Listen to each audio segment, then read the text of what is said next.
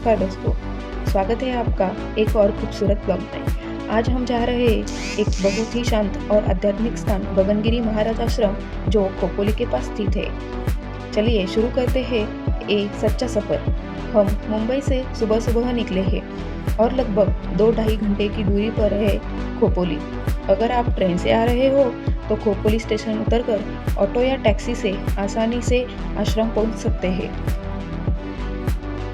और ये रहा गगनगिरी महाराज का पावन आश्रम। आश्रम के बाहर छोटे छोटे स्टॉल लगे हुए हैं, यहाँ आप नाश्ता कर सकते हैं। ये जो आपको दिख रहा है वह मेन एंट्री गेट है और गेट के राइट साइड में चप्पल स्टैंड है। यहाँ 1 रुपीज़ पर चप्पल चार्जेस देकर अंदर जाना होता है। जैसे ही आप अंदर कदम रखते हैं एक अलग ही ऊर्जा का अनुभव होता है। आश्रम पातालगंगा नदी के किनारे खंडाला की खूबसूरत पर्वत श्रृंखलाओं के पास स्थित है। चारों ओर हरियाली, साफ सुथरा वातावरण और भक्तों की श्रद्धा, सब कुछ शांत और दिव्य लगता है। आश्रम के अंदर एक सुंदर समाधि स्थल है जहाँ गगनगिरी महाराज की मूर्ति स्थापित है। यहाँ बैठकर ध्यान करना एक अद्भुत अनुभव है। घंटियों का आवाज और हवा में मंत्रों की गूंज मन को पूरी तरह शांत कर देती है। स्वामी गगनगिरी महाराज एक भारतीय हिंदू संत, योगी एवं नाथ संप्रदाय के गुरु थे। गगनगिरी महाराज विशेष रूप से अपनी तीव्र जल तपस्या और गहन ध्यान प्रथाओं के लिए जाने जाते थे। उन्हें स्वयं भगवान आदि दत्तात्रेय का अवतार माना जाता है। श्री गगनगिरी महाराज का जन्म महाराष्ट्र के सातारा जिले में 1906 में हुआ था और नाथ संप्रदाय के एक मठ में गए। बहुत कम उम्र में उन्होंने संन्यास ले लिया।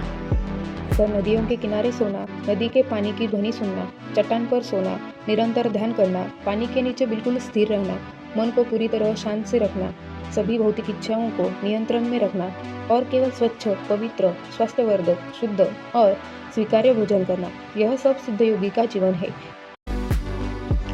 यह सामने आपको नवग्रह का दर्शन करने को मिलता है। सूर्य, चंद्र, मंगल, बुध, गुरु, शुक्र, शनि, राहु, केतु, यह ग्रह पौराणिक कथाओं में देवता माने जाते हैं। आश्रम में श्रद्धालुओं के लिए महाप्रसादालय की व्यवस्था है। यहाँ हर दिन भक्तों के लिए प्रसाद वितरित किया जाता है। सादा लेकिन बहुत स्वादिष्ट और सात्विक भोजन। महाप्रसाद दोपहर 1 बजे होता है। आपको महाप्रसाद के लिए 20 रुपीज़ का कूपन पहले से लेना होता है। आश्रम में भक्तों के लिए बहुत ही सुंदर भक्त निवास की व्यवस्था है। आश्रम परिसर के अंदर ही यह भवन स्थित है जहाँ रुकने की सुविधा 500 रुपये प्रति व्यक्ति के हिसाब से है। आश्रम में रहने वाले भक्तों के लिए प्रसाद रूपी दोपहर का और रात का साधारण भोजन पूरी तरह निःशुल्क है। यह है आश्रम की गौशाला जहाँ माता की सेवा होती है पूरे समर्पण और प्रेम से। गाय ब्रह्मांड की माता है, इसलिए उसकी पूजा करो, उसकी आराधना करो। गाय को पवित्र मानना भारतीय हिंदू संस्कृति की विशेषता है। चलिए आपको ले चलते हैं एक दिव्य और रहस्यमय स्थान पर, गगनगिरी महाराज की गुफा। जाते जाते हमें महादेव जी का भी दर्शन हुआ। इस मंदिर को प्रति केदारनाथ मंदिर इसलिए कहा जाता है क्योंकि यहाँ का शिवलिंग हूबहू केदारनाथ ज्योतिर्लिंग शिवलिंग की तरह दिखता है।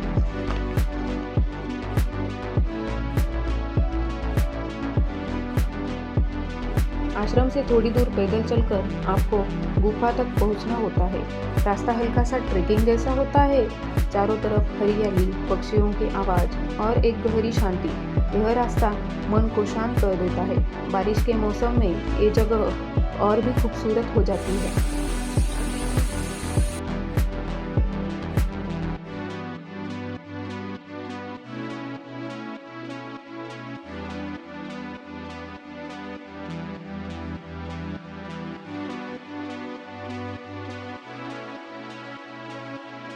गुफा के अंदर एक छोटा सा स्थान है जहाँ एक साधक ध्यान मुद्रा में बैठ सकता है। मिट्टी की खुशबू, हल्की सी नमी और यहाँ की घुसती हुई ऊर्जा एक अलग ही एहसास करती है। आप कुछ देर आंखें बंद करके बैठिए, ऐसा लगेगा जैसे समय थम गया है। यहाँ आने वाले कई भक्त कहते हैं कि उन्हें यहाँ आकर आंतरिक शांति, ईश्वरीय ऊर्जा और गगनगिरी महाराज की उपस्थिति महसूस होती है।